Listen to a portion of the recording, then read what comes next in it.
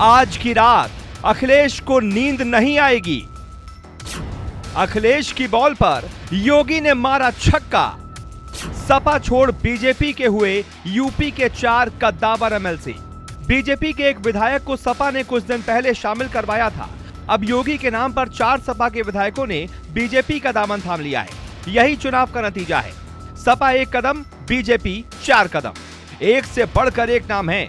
अखिलेश यादव अब तक मायावती की पार्टी खाली कर रहे थे, जबकि अब बीजेपी सपा को खाली करेगी। हमने आपको पहले ही बताया था कि सपा में भगदड़ मचेगी, ये उसकी शुरुआत है। पहले आपको बताते हैं कि कौन कौन से नेता सपा से बीजेपी में शामिल हुए हैं, फिर आपको बताते हैं कि इसका असर क्या होगा। रविशंकर सिंह पूर्व प्रधानमंत्री चंद्रशेखर सिंह के पौत्र हैं, 3 बार से एमएलसी हैं, बलिया से आते हैं। सीपी चंद पूर्व मंत्री मार्कंडेय चंद के बेटे हैं, वर्तमान में एमएलसी हैं।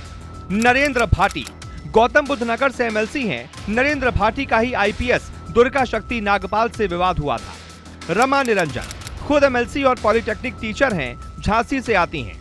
हमारे सूत्र बताते हैं कि अभी सपा के कुछ और बड़े नेता भी बीजेपी में शामिल होंगे।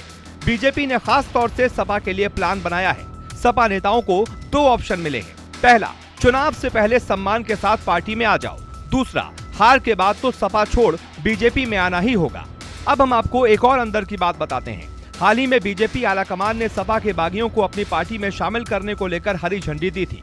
इसके अलावा बहुजन समाज पार्टी और कांग्रेस के कुछ नेताओं के नाम पर भी मुहर लग गई है और अगले कुछ दिनों में एसपी बीएसपी के मौजूदा विधायक भी बीजेपी में शामिल हो सकते हैं। दरअसल ये सभी विधायक आने वाले चुनाव में अपने लिए टिकट पक्का करना चाहते हैं। एक और अंदर की बात समझिए। यूपी बीजेपी ने एक 4 सदस्यीय टीम इसलिए बनाई थी ताकि दूसरी पार्टियों में बागी नेताओं पर नजर रखी जा सके। हालांकि बीजेपी की ओर से ये कमेटी इसलिए बनाई गई ताकि पार्टी में शामिल होने वाले नेताओं का बैकग्राउंड पता होगा।